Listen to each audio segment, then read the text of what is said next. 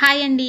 మీరెక్కడ చూడని ఒక కొత్త రకమైన పద్ధతిలో చట్నీ ఏ విధంగా చేసుకోవాలి చాలా సులభంగా అనేది ఈ వీడియోలో చెప్తానండి. వీడియో లాస్ట్ వరకు చూడండి. స్కిప్ చేస్తే మీకు అర్థమవ్వదు.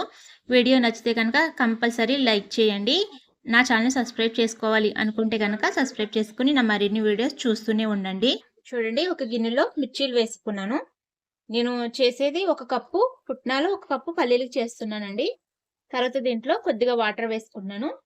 వాటరు పావు లీటర్ కన్నా కొంచెం ఎక్కువగా వేసుకున్నాను అంతే అండి. దీన్ని ఇప్పుడు ఉడికించుకోవాలి. స్టవ్ ఎలిగించుకోలేదండి. ఇప్పుడు వెలిగించుకుంటాను స్టవ్. స్టవ్ ఇప్పుడే ఆన్ చేసుకుని దీన్ని ఇలా గిన్నెలాగా పెట్టేసుకున్నాను. దీన్ని ఉడకనివ్వాలండి. నేను మంట సిమ్‌లో పెట్టుకుని ఉడకనిచ్చుకుంటున్నాను. ఇంకో స్టవ్ మీద నేను పల్లీలు ఫ్రై చేసుకుంటాను. తర్వాత పల్లీలు వేయించుకోవడానికి స్టవ్ మీద కడాయి పెట్టుకున్నానండి. స్టవ్ ఆన్ చేసుకున్నాను. 1 కప్పు పల్లీలు వేసుకుంటున్నాను. వీటిని కూడా ఫ్రై చేసుకోవాలండి. మంట మనము సిమ్‌లో పెట్టుకుని ఫ్రై చేసుకోవాలి ఇవి. లేదంటే గనక మాడిపోయి లోపల సరిగ్గా ఫ్రై అవ్వండి. మనం చట్నీ కొంచెం పచ్చివాసన వచ్చినట్టుగా ఉంటుంది. అందుకని మంట సిమ్‌లో పెట్టుకుని ఇలా కలుపుతూ ఫ్రై చేసుకోవాలి. ఇవి కొంచెం కలర్ మారాలండి. కలర్ మారి పొట్టంతా వచ్చేలాగా ఫ్రై చేసుకోవాలి. పల్లీలు ఫ్రై అవ్వడానికి టైం పడుతుందండి. అందుకని ఇంట్లో పొద్దుటే హడావిడిగా ఉంటది, చట్నీ చేసుకోవడానికి ఇబ్బందిగా ఉంటది అనుకునే వాళ్ళు ఏం చేయాలంటే, ఒకసారి పల్లీలు కొంచెం ఎక్కువ క్వాంటిటీలో ఫ్రై చేసేసుకుని దాన్ని ఏదైనా ఒక డబ్బాలో స్టోర్ చేసుకుంటే గనక మనము చట్నీ చేసుకున్నప్పుడు వీటిని అప్పటికప్పుడు వేసుకుని చట్నీ చేసుకోవచ్చండి. ప్రతిసారి ఇలాగ ఫ్రై చేయవలసిన అవసరం ఉండదు. ఎందుకంటే ఇవి ఫ్రై అవ్వడానికి టైం పడుతుంది కాబట్టి ఆ విధంగా మనం చేసుకుంటే గనక మనకి టైం అనేది చాలా సేవ్ అవుతుందండి. ఇగోండి, ఇవైతే ఫ్రై చేసిన పల్లీలండి. ఈ విధంగా అమ్ముతారు. ఫ్రై చేసేసి ఇలాగ పొట్టు తీసి అమ్ముతారండి. ఇవంతా టేస్ట్ ఉండవు. మనకి పొట్టుతో వచ్చిన పల్లీలు అయితేనే టేస్ట్ ఉంటాయండి. మా హోటల్లోకి ఇవైతే తొందరగా పని అయిపోతుంది అనేసి ఇవైతే తెచ్చుకుంటాం మేము. అంటే ఫ్రై చేయవలసిన అవసరం ఉండదు కదండి. అలాగే చట్నీ కూడా మనకి చూడడానికి మంచి లుక్లో ఉంటుందండి. చట్నీ ఈ పైన పొట్టు తీయేసి ఉంటుంది కాబట్టి చట్నీ కూడా చూడడానికి కలర్ అనేది బాగుంటుందండి. ఈ విధంగా కూడా మీరు కావాలనుకుంటే తెచ్చుకోవచ్చు. ఇలా కలుపుతూ ఉండాలండి. లేదంటే ఒక్క సైడే మాడిపోతాయి. ఇంకో సైడ్ ఏమో ఉడకలేనట్టు అయిపోతుందండి. ఇవి మాడిపోయిందంటే చట్నీ మనకి టేస్ట్ మారిపోతుందండి. అందుకని ఇలా కలుపుకుంటూ ఫ్రై చేసుకోవాలి. చూడండి, కొంచెం కలర్ మారినాయి కదా, ఇంకొంచెం కలర్ మారే వరకు వీటిని ఫ్రై చేసుకోవాలి. చూడండి, పల్లీలు అయితే ఫ్రై అయిపోయినాయండి. పొట్టు కూడా మనకి ఈజీగా వచ్చేస్తుంది ఈ విధంగానే. మీరు పొట్టుతో కావాలంటే పొట్టుతో వేసుకోవచ్చు చట్నీ. లేదంటే పొట్టు తీసేసైనా చేయొచ్చండి. నేనైతే పల్లీలు పొట్టు తీయనండి. పొట్టుతోటే చట్నీ చేస్తాను. అలాగైతేనే హెల్త్‌కి మంచిది కదా. ఇప్పుడు వీటిని కిందకి దించేసుకుని కొంచెం చల్లారిన తర్వాత మిక్సీ గిన్నెలోకి వేసుకుంటానండి. మిర్చీలు కూడా ఉడికిపోయినాయి. చూడండి, ఈ విధంగా ఉడికితే సరిపోతుందండి. ఇవి ఉడకడానికి నాకు 3 నిమిషాలు టైం పట్టింది. ఇప్పుడు వీటిని కూడా మిక్సీ గిన్నెలోకి వేసేసుకుంటానండి. గిన్నె తీసుకుని ఉడికిన పచ్చిమిర్చి దీంట్లో వేసేసుకుంటున్నాను.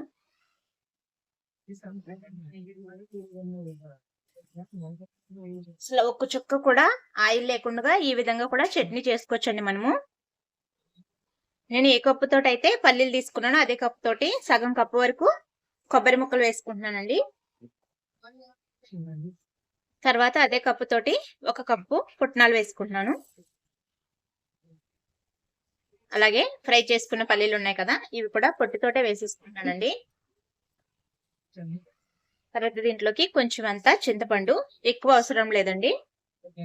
తర్వాత దీంట్లోకి సగం స్పూన్ వరకు సాల్ట్ వేసుకుంటున్నాను. ఒకవేళ తర్వాత సరిపోతే కనుక తర్వాత చెక్ చేసుకుని వేసుకోవచ్చండి. ముందుగా అయితే సగం స్పూన్ అయితే వేసుకున్నాను. ఇదే సరిపోతుంది అనుకుంటున్నాను నేనైతేని. ఇప్పుడు దీన్ని మిక్సీ పట్టుకోవాలండి. కొద్దిగా వాటర్ వేసుకుని మిక్సీ పట్టుకుంటాను. ముందుగా అయితే దీన్ని ఒకసారి ఈ విధంగానే మిక్సీ పట్టేసుకుని తర్వాత వాటర్ వేసుకుంటానండి. ఒకసారి ఇలాగా బరకగా మిక్సీ పట్టుకుని ఇప్పుడు దీంట్లో కొద్దిగా వాటర్ వేసుకుని దీన్ని మిక్సీ పట్టుకోవాలండి. మరీ మెత్తగా మిక్సీ పట్టుకోకూడదు. అంటే మెత్త కాటుగులాగా అంటారు కదా, ఆ విధంగా కాకుండా కొంచెం అక్కడక్కడ మనకి నోటికి తగులుతూ ఉండేటట్టుగా మిక్సీ పట్టుకోవాలండి. దీన్ని ఇప్పుడు నేను ఒక గిన్నెలోకి అయితే వేసేసుకుంటున్నానండి. మీరు తాలింపులు కావాలంటే తాలింపులు ఆయిల్ వద్దనుకుంటే కనుక తాలింపులు లేకుండానే తీసుకోవచ్చండి. కానీ తాలింపులు వేసుకుంటే చట్నీకి మరింత టేస్ట్ అనేది వస్తుందండి.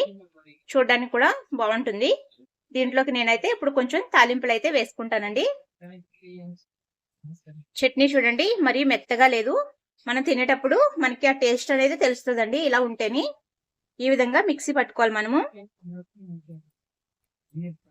తాలింపుల కోసం స్టవ్ మీద గిన్నె పెట్టుకున్నానండి. దాంట్లో కొద్దిగా ఆయిల్ వేసుకుంటున్నాను. ఆయిల్ కొంచెం వేడైన తర్వాత దీంట్లో తాలింపులు వేసుకుంటానండి.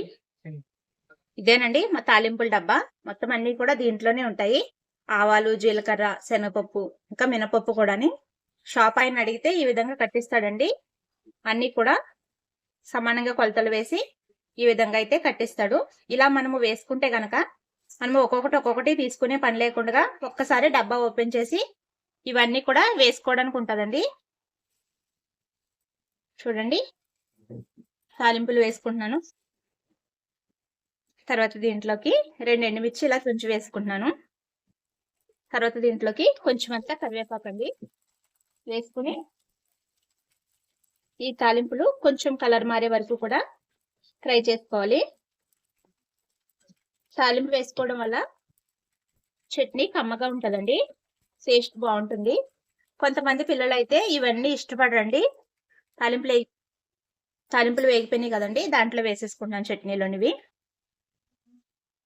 చూడండి తాలింపులన్నీ వేసేసుకున్నాను. వేసేసుకుని ఒకసారి కలిపేసుకుంటే సరిపోతుందండి. మన చట్నీ రెడీ అయిపోయింది. ఒకవేళ మీకు ఉప్పు సరిపోతుందో లేదో అని చెక్ చేసుకోవాలనుకుంటే ఒకసారి చెక్ చేసుకుని ఉప్పు కూడా వేసుకోవచ్చండి. మీకు ఇంత గట్టిగా కావాలనుకుంటే గట్టిగా చేసుకోవచ్చు. లేదంటే మీకు లూజ్గా ఇడ్లీలోకి అయితే లూజ్గానే అయితేనే బాగుంటుందండి. కొన్ని నీళ్ళు వేసుకుని కొంచెం లూజ్గా అయినా కలుపుకోవచ్చండి. మీ ఇంట్లో వాళ్ళు ఎలా ఇష్టమైతే ఆ విధంగా అయితే చేసుకోవచ్చు. ఈ వీడియో మీకు నచ్చింది అనుకుంటున్నాను. ఈ చట్నీ మీరు కూడా తప్పకుండా ట్రై చేసి ఎలా వచ్చిందనేది నాకు కామెంట్ చేయడం మాత్రం మర్చిపోకండి.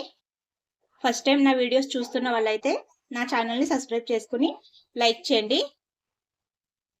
చట్నీ అయితే రెడీ అయిపోయింది. ఈ చట్నీ ఏ టిఫిన్లోకైనా సరే చాలా బాగుంటుందండి. ఇడ్లీలో కానీ, దోశల్లో కానీ, వడ, ఉతప్పం ఏ టిఫిన్లోకైనా సరే చాలా టేస్టీగా ఉంటుంది.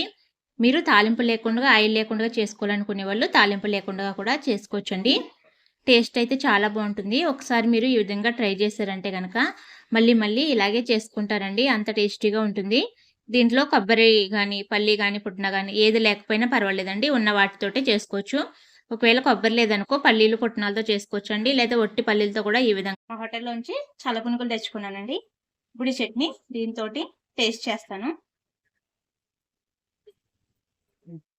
మా హోటల్లో చేసే చల్లపునుకులు ఇంకా చట్నీ అండి. సూపర్ ఉందండి చట్నీ అయితేనే. టేస్ట్ అయితే చాలా బాగుంది. మీ పిల్లలు అయితే చాలా ఇష్టంగా తింటారండి. ఒకసారి ఈ విధంగా మీరు ట్రై చేసి ఎలా వచ్చిందనేది నాకు కామెంట్ చేయడం మాత్రం మర్చిపోకండి. ఈ వీడియో ఫస్ట్ టైం చూస్తున్నట్లయితే నా ఛానల్ని సబ్స్క్రైబ్ చేసుకుని లైక్ చేయండి. ఎవరికైనా యూజ్ అవుతుంది అనుకుంటే కనుక షేర్ చేయడం మాత్రం మర్చిపోకండి. Thank you for watching. Bye.